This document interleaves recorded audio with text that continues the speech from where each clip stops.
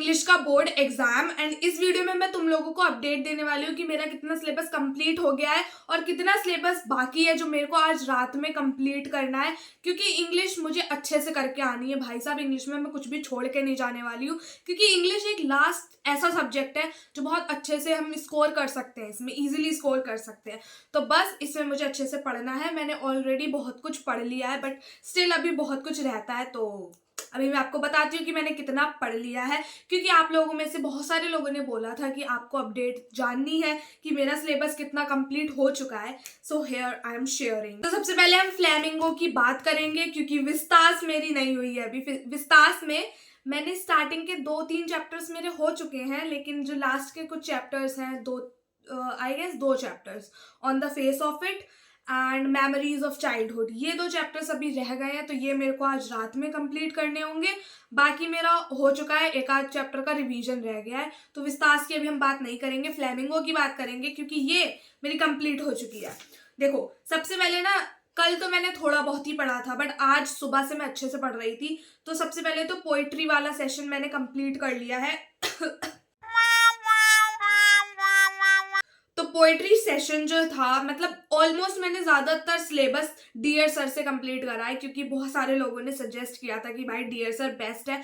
मुझे भी पता है डियर सर बेस्ट है, क्योंकि मैंने उनसे पढ़ रखा है। बट तुम लोगों में से बहुत सारे लोगों ने बोला था कि उन्हीं से पढ़ना, तो मैंने उन्हीं से पढ़ा without thinking of another teacher.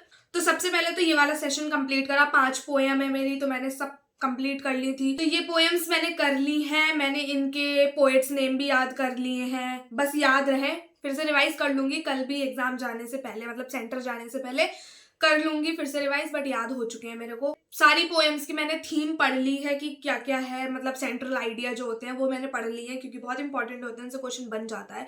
And जो कॉम्पिटेंसी बेस्ड क्वेश्चन आते हैं वो भी मैंने देखे हैं, थोड़े बहुत खुद से भी मतलब बनाने की कोशिश करी है। ऑल्दो रिटन प्रैक्टिस नहीं करी है मैंने, क्योंकि आई बिलीव कि मैं लिख लूंगी, लेकिन एक आध करनी है वो मैं रात में कर लूंगी, क्योंकि मैं रात में पढ़ लूंगी। आज प्रेशर की वजह से मैं पढ़ लूंगी, क्योंकि मैं एक रात पहले बहुत ज़्यादा बहुत अच्छे से डिसिप्लिन में चली जाती हूँ। एक रात पहले मैं अच्छे से पढ़ लेती हूँ, तो आई गेस सो पढ़ लूंगी मैं। बट ठीक है, देखते हैं।